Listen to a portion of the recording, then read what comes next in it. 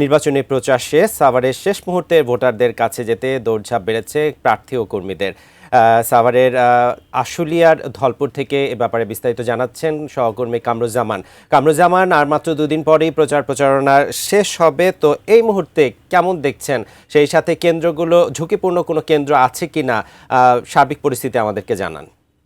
আপনাকে যেমনটি বলছিলেন, কিন্তু আসলে আর মাত্র দুদিন বাকি নির্বাচনের কিন্তু প্রচারণায় কিন্তু জমে উঠেছে পুরো সাভার এলাকায়। কিন্তু ঢাকা 19-এর যে নির্বাচনী প্রচারণা সেটা কিন্তু জমে উঠেছে এখন টান টান উত্তেজনার মধ্য দিয়ে। কিন্তু নির্বাচনের যে প্রচারণা সেটা চলছে, আপনারা দেখতেই পাচ্ছেন। এখানে কিন্তু পথসভায় আমরা একটা এসেছি, এখানে আপনি দেখতেই পাচ্ছেন পথসভায় কিন্তু এখানে মানুষ কিন্তু ভোটার যারা তারা কিন্তু আসলে এই 12 তারিখে ভোট দিবে সেই বিষয় নিয়ে কিন্তু তারা প্রস্তুত রয়েছে।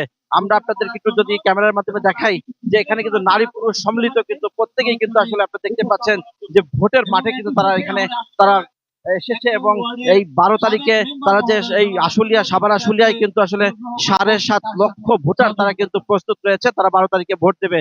এবং আপনারা দেখতে পাচ্ছেন যে এরই মধ্যে কিন্তু আপনারা দেখতে পাচ্ছেন যে নেতা কর্মীরা তারা কিন্তু এখানে এসেছে। এবং আমরা একজন প্রার্থীর সাথে কথা বলবো যিনি ধানের শীষ মার্কা নিয়ে তিনি কিন্তু এবার নির্বাচনে প্রতিদ্বন্দ্বিতা করবেন। আমরা একটু তার সাথে কথা বলতে চাই সরাসরি যে আসলে এবারে নির্বাচনে আসলে কি ইস্তেহার রয়েছে এবং নির্বাচনে কি প্রচার রয়েছে, একটু কথা বলতে চাই সরাসরি। আমরা তো স্বতঃস্ফূর্ত সাড়া দেখছি প্রত্যেকটি জায়গায়। আমরা যেখানে যাচ্ছি প্রচুর ভোটাররা আসতেছেন, আমাদের সমর্থকরা আসছেন, আমাদের মন দিয়ে আমাদের কথা শুনছেন, আগ্রহ প্রকাশ করছেন এবং নির্বাচনের দিন ভোট কেন্দ্রে যাবেন এবং আমাদেরকে ভোট দেবেন। আমরা আশাবাদী যে তাদের ভোটে আমি হয়তো 12 তারিখে নির্বাচিত হতে পারবো বলে আমি বিশ্বাস করি, ইনশাল্লাহ। কোনো অভিযোগ রয়েছে কিনা? না, নির্বাচনী আচরণবিধি নিয়ে কোনো কিছু এখন পর্যন্ত আমরা কোনো কমপ্লেন পাই নাই। আমিও কারোর বিরুদ্ধে অভিযোগ করি নাই, অন্যরাও ওইভাবে অভিযোগ করেছে এরকম আমার নজরে নাই। যেমনটি শুনছিলেন যে 12 তারিখে ভোটাররা ভোট দিতে কিন্তু প্রস্তুত রয়েছে, এটাই আমাদেরকে জানালেন। এবং আমরা আইন শৃঙ্খলার বাহিনীর সাথে কথা বলেছি, সাভারে কিন্তু আইন শৃঙ্খলা রক্ষাকারী বাহিনী কিন্তু প্রস্তুত রয়েছে কোনো যে কোনো অপ্রীতিকর ঘটনা কিন্তু এড়াতে।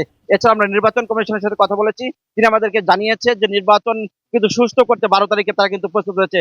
এই ছিল সর্বশেষ আমার কাছে। আমরা ফিরে যাচ্ছি বান্নার কাছে। বান্না।